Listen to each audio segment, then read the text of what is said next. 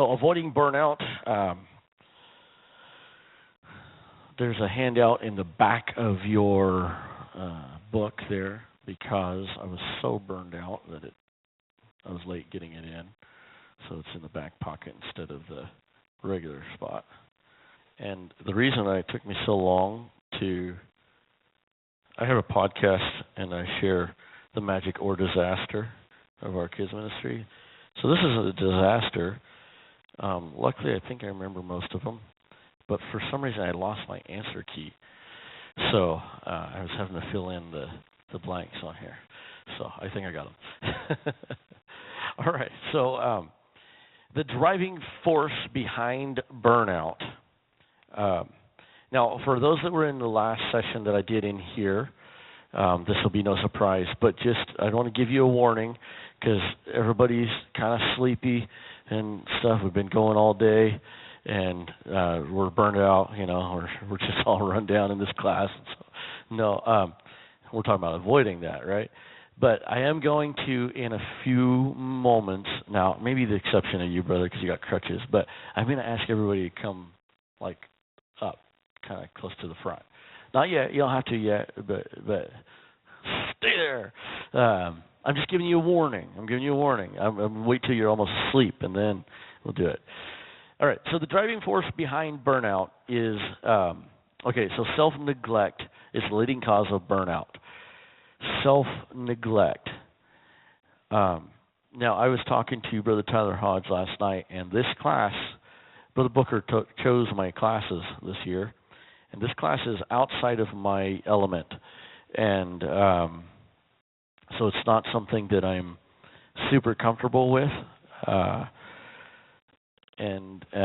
we'll get into why. But anyway, so self-neglect is the leading cause of burnout, and I'm guilty of this so very, very much. I'm a night owl, for one. In fact, I was joking about being burnt out, but I was working on these handouts, and so I had 7 of them to do, and I texted Brother Booker whenever he needed them, whatever day, and I said, it'll be late tonight because I was working. And so I said, okay, here's 5 of them. It's 3 a.m.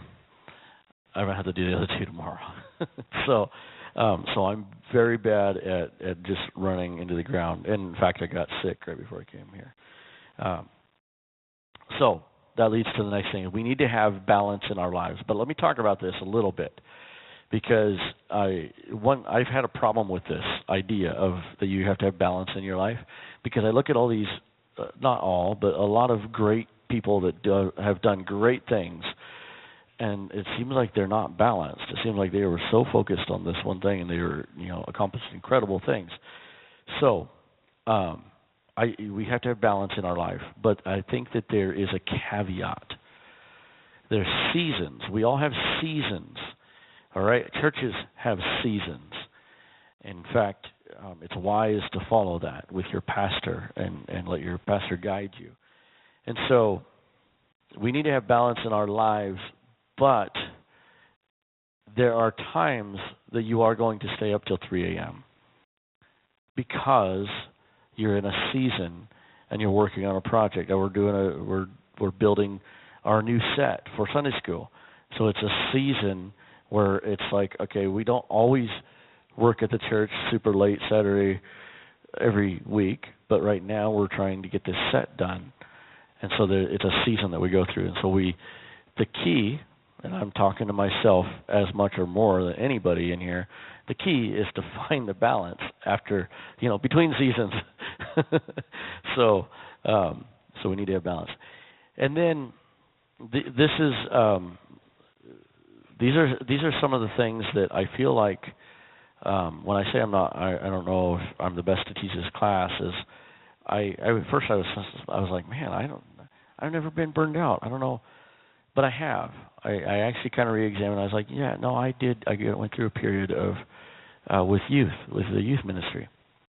I was like, man, I dreaded Fridays. We do Friday night youth, and I dreaded it. And so and then I had to examine why.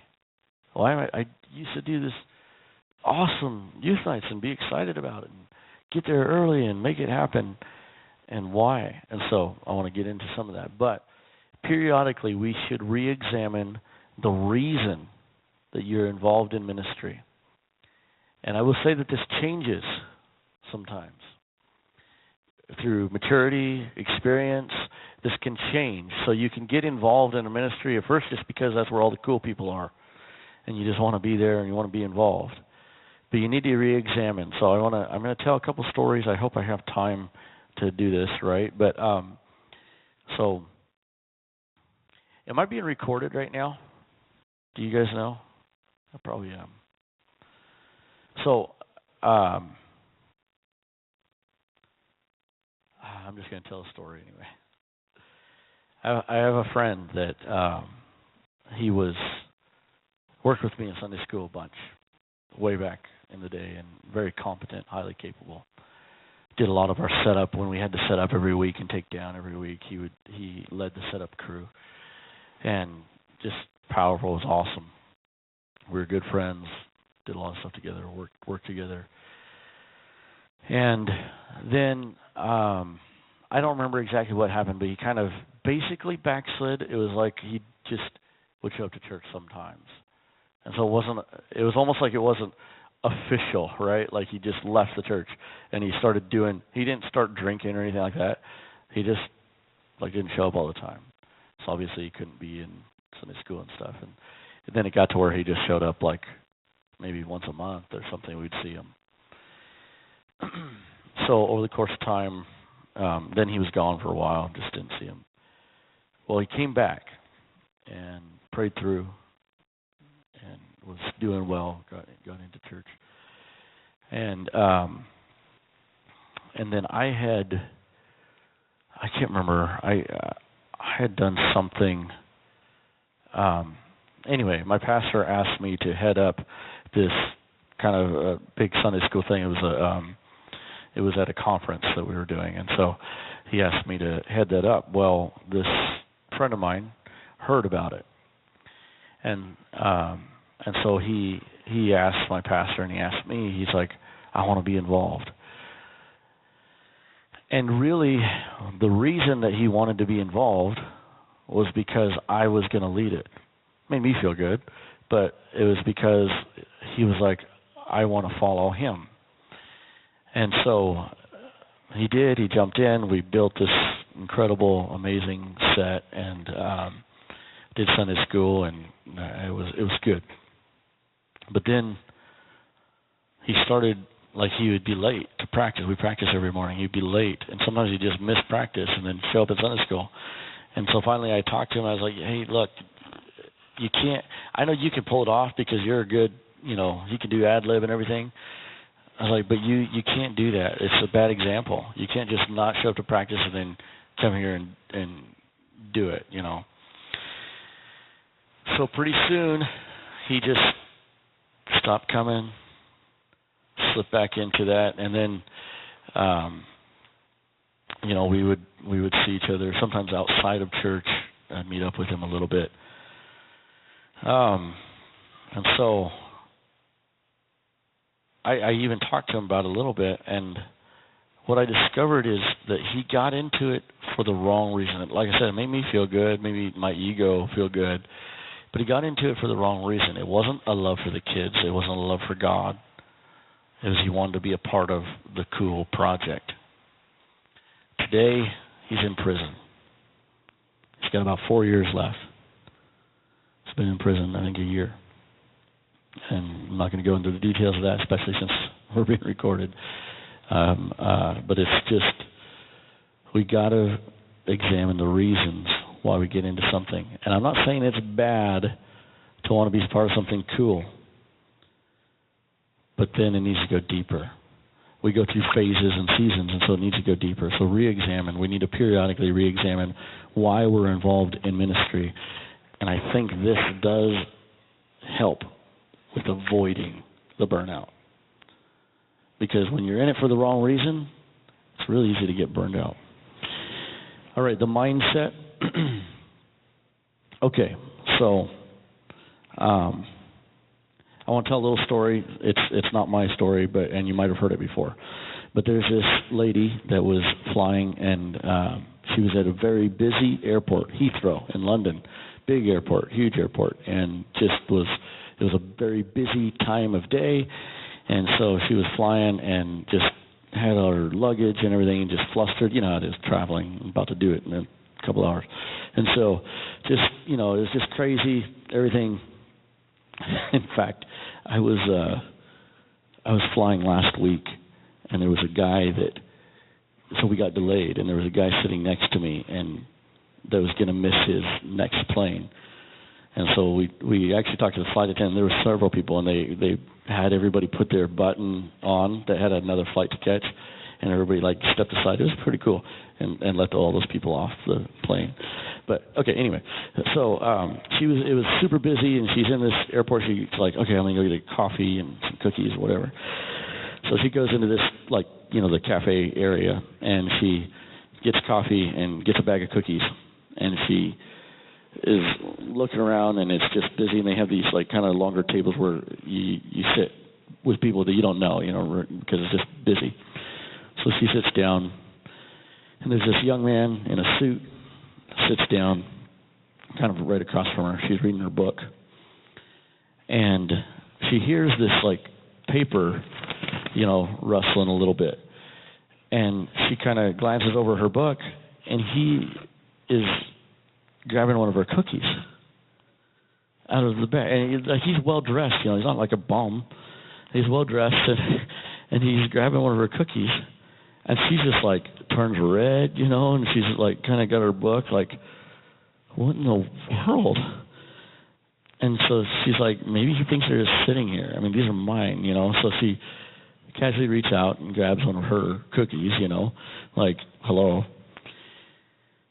Pretty soon she hears again, and she looks, and he's grabbing another one. This guy's bold, and she's shy, what in the world? I'm not going to say anything. So she again grabs another one. Well, there's one left, and she's watching now. She's not waiting for the sound. She's watching, and he has the gall to reach in, break it in half, and leave half of it on the thing for her, and eats the rest. Gets up and walks away. By this time, she's fuming. She wants to say something now, but he walked away. And so she doesn't even eat the other half, throws it away. She's like, this is outrageous. I cannot believe this. Her flight's called. She's getting on the plane. She sits down, looks in her purse. There's her bag of cookies. She was eating his the whole time. It was his bag of cookies on the table. So what a perspective change, right? He was sharing his cookies with her and was nice enough to take the last one, break it in half, and leave it for her as he went to go catch his flight. So my next thing about mindset is, what label are your symptoms? What label are your symptoms? So, and then the next one is symptom analysis. So do a symptom analysis. So here's what I mean, is our perspective, and this might sound a little bit, psychology or something, but this really, truly is true. Because I've done it. It's worked for me. So, think about if you have to get up and speak in front of people and you're not used to doing it. Okay? They say that's one of the biggest fears. I'm in front of people a lot, and I still get nervous. And so imagine that you have to get up in front of people. What are some of the things that happen? We have a brother in our church that he preaches once in a while. He's a young man, and his hands sweat so bad. Our pastor will get the mic from him and be like, ugh. So now he grabs tissues and puts it around the mic when he testifies. So that's one thing, right? You start sweating, your hands start sweating. Your breath, you're you kind of get short of breath. You might be a little tingly or just tense. Okay. These are all the same symptoms as when you're excited about something. You're excited to go do something. You're getting ready to, I don't know, dive, or you're getting ready to, go off the side of the mountain on the skis or whatever. These are the same symptoms. And so if we can switch it in our brain, instead of I'm so nervous to go up there, I'm excited. I have all the symptoms. I'm excited to go up there. So do a symptom analysis, because I think that there's some times when we can be thinking that we have a label of I am burned out or even tired. I experienced something recently where somebody was exhausted on a project that we were doing, and we left and we stayed up another 3 hours because we left and went and did something else. So just re-examine those symptoms. Okay. Now, where do we go from here? So, I forgot. Is Brother Bradshaw still in here? No? Okay. I was going to play a soundtrack, but that's okay. So this is a quote that I say all the time. I don't know if it's by me or not. Maybe I heard it somewhere, but I say it enough that I claim it. Motivation is a byproduct of doing. Motivation is a byproduct of doing. If you sit around waiting to be motivated about something before you do it, it probably will not come. But we have a lot of ladies, and just doesn't apply just to ladies, but have you ever been like where you don't want to clean the kitchen? It's a mess and you don't want to, but it needs to be done, so you're going to do it, right? So you start doing it, and then you're kind of like, you know what, we're going to clean the living room too. You know what, I'm going to rearrange the kitchen. I mean, not every time, but has that ever happened? So motivation is a byproduct of doing. When you start doing things, you gain momentum, and you have this motivation, and you want to. You have this want to. I don't know where I saw that. I just saw this very recently, but the next one is, to burn out is better than to rust out. To burn out is better than to rust out, meaning, again, do something. So I know that sometimes we can think the answer is to disvolunteer. I think that sometimes we think the answer is to take ourselves out of something because we're too busy. And I get it. Sometimes it is the answer. But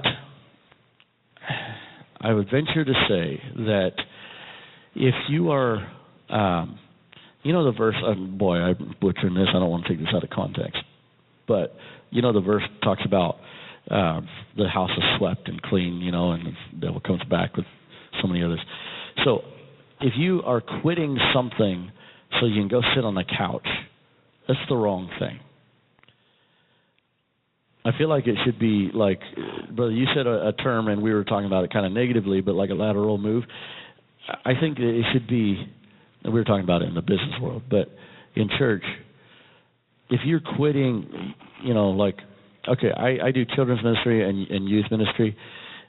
If I'm going to quit youth ministry just so I can have some more time, well, that might on the outside look like, yeah, that's good. I disagree. I don't think it's good. I think you quit it because you're going to do another ministry, or you're going to do more in children's ministry or something. And so I think that it's better to burn out than to rust out. Don't just sit around. And then the last one, and I do have another story I want to tell. Where are we going to? 3:30.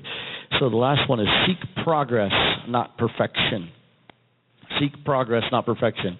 So one of the things and this can apply to so many things, about just getting something, quote unquote, shipped, getting that book done or whatever. But I think that it applies to burnout in this way, is that if we're seeking to be progressing and moving forward, not perfection, because perfection is, in essence, unattainable, but don't use that as an excuse.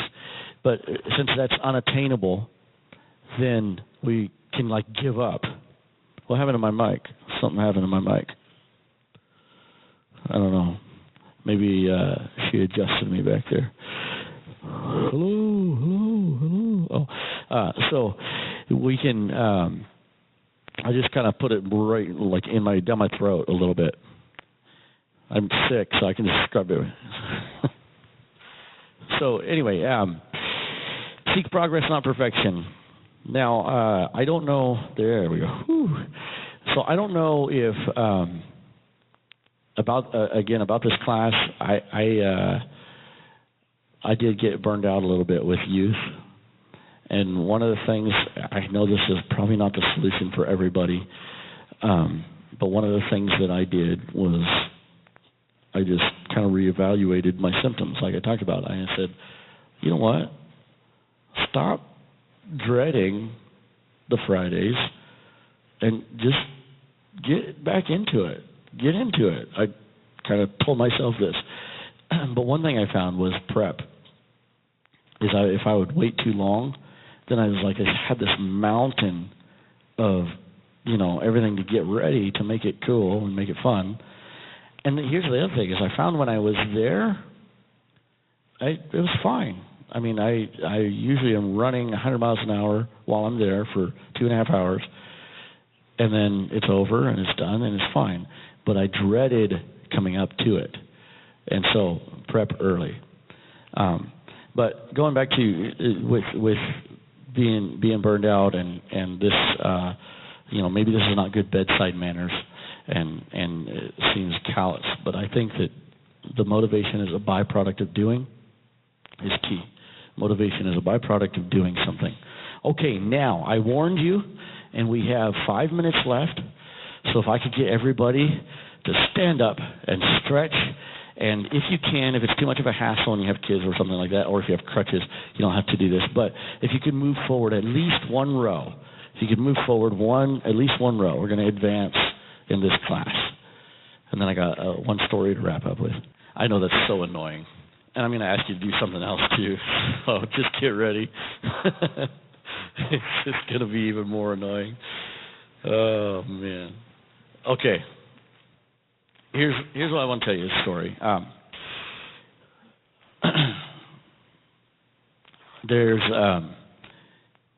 Let me just pull something up really quick. One of the things that I want you to key in on is that we need to examine our reasons. We need to examine our reasons. So, and I think I liked what Brother Julian, I don't know if he's in here, but what he talked about in the altar session. Is we need to, what are we doing this for? All this stuff that we're doing, what are we doing it for?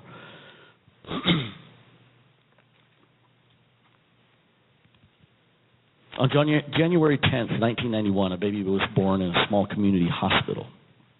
It's always a joy when a baby is born, right? So exciting, and brand new baby boy. The doctor began to look him over, and there was something off. They knew something was wrong. So the parents, they're watching apprehensively, like, what's going on? What's going on? So it was discovered that the baby was born with a collapsed lung, and so he wasn't expected to even live through the night.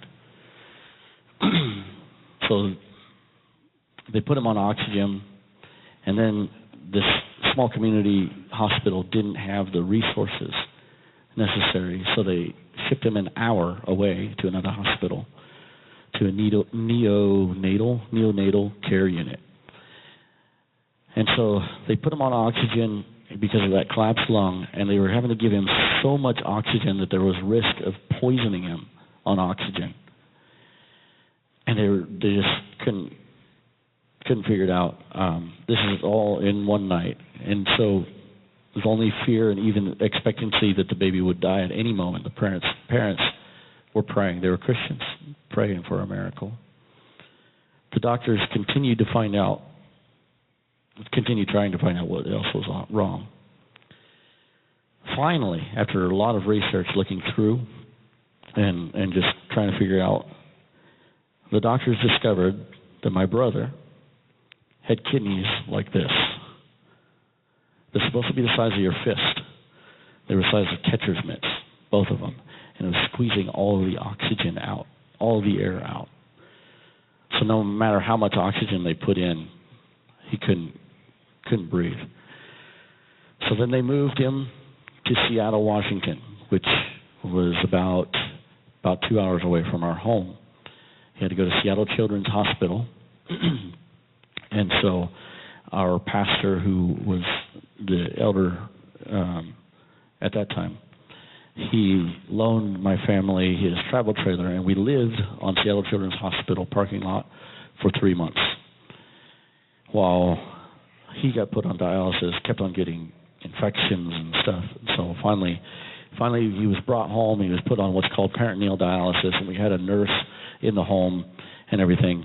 So and my mom learned how to do it, and so he was on dialysis in this little room, and but he kept on getting infections, and these are life-threatening infections. So they had to switch to something called hemodialysis. But at that time, now they have clinics all over. At that time, the only hemodialysis place was in Seattle Children's Hospital, and the machines were massive. So he had to go to Seattle Children's Hospital, which is two hours away, 4 times a week for a year. There was ladies in our church that would volunteer and help drive and take him up there. So he had to go up there 4 times a week. So you can live on 1 kidney. My dad was a match. So he was like, okay, I'm going to give him a kidney. He got old enough, I think he was 2 years old or something, where he could take an adult kidney. So they laid them both down on the operating table, had them both open, and my brother's vena cava had shriveled up and it couldn't be used. The doctors came out crying to my mom. I'm over time, but I want to finish this really quick. Surgery couldn't move forward, and so there was just all kinds of acts of God that happened that kept him alive. Then we made a trip to Stanford, California, and my brother was put on a transplant list. So it was 1996, and John was about 5.5 years old. Cell phones weren't nearly as prominent back then as they are today, but my mom and dad both had. My dad had like a big old huge phone, and then they both had pagers. You guys remember those pagers? You don't remember those. So they had pagers, and my dad had a construction business, and we were working on a house, and he got the call. And I remember he got it, and he put down the phone, and he was so flustered. He was like, "We got the call. John's got a kidney." He's like, we gotta go. Grab up the stuff. And then he's like, "No, you guys keep working. I'll go. No, just." And finally, the guy that was working with us, he's like, "Steve," to my dad, he's like, "Just go. We'll take care of it." And I was pretty young, and I remember I just was walking around in a daze, like, he's got a kidney. My little brother's got a kidney. And so I don't think I helped wrap up or anything, and we got everything wrapped up. And then I remember my little brother, he's 5.5. He's kind of excited about the news too, but he's the one that has to go into surgery, right? And he's like, "Can we do it? Can we go tomorrow?" But we had a certain amount of time. I can't remember what it was. It was something like 12 hours or maybe it was 8 hours, but we had to go, and we're far away from the airport, 2 hours from the airport, and then the flight, and then get to Stanford, and then be in pre-op. So we had like a very limited amount of time. So we rushed home, grabbed what we could, and just, took off. We were going fast. And we get to the airport, and we get to this ticket counter, and this is where I want to kind of key in about burnout and your perspective and what you see. This is life and death. We're going, literally life and death, because he can't last on hemodialysis. And so we're going to the ticket counter, we're running, and people are just ho-hum, "Oh, get out of your way." Nobody knows about our emergency. Nobody understands. We get to the ticket counter, and she said the flight we needed, if we were going to make it in time, was about to leave. So my dad, you'd have to know him. He'll argue with anybody, but he took off to go try to hold the plane. And the lady ticket counter's like, "They're not going to hold it. It's regulations." My brother, he's pretty small for 5 years old. So my mom scoops him up in her arms, and we begin to run people are looking at us like, what are these crazy people doing? I mean, you see people running the airport sometimes, but she's got this baby, right? And we're running down the hallway. And to this day, I don't know where he came from, but just out of the side door, this young man comes out, and he's got a wheelchair. He comes out, and he's right in our path. I mean, we're about to run him over. And my mom doesn't even hesitate. She drops my brother in the wheelchair and says, "Here." And he's like, and he starts running with us. And so we're running down the hall, and he's got the wheelchair, and he's like, "You got a flight to catch?" And boy, that was an understatement. So we're running, and she's telling him the story as we go. Every time I talk about this, I kind of get choked up, but she's telling him the whole story. Like, we're running down the hall, and she's telling him about how he was born and all this stuff that we went through. And by the time we get to the counter, the guy that was helping us, he had tears going down his eyes. And he's like, "I'm glad you made your flight." We barely got on. They were about to close the doors. We got on the flight. And then there's, after that, miracle after miracle. I mean, just even on the flight, my mom sat next to somebody, and they let us use their house the whole time we were there. It's just powerful, incredible. But my point, and I'm over time, I'm so sorry, Brother Booker. My point is, with burnout, remember the reason why you're doing it. It's not just about the reason you joined. Maybe you joined because it was the cool project. Maybe you joined because your buddy was doing it. That's okay. But what's the real reason why you're doing what you do? If you can re-examine that and re-examine those symptoms that you might have, maybe you're not burnt out after all. All right, that's all.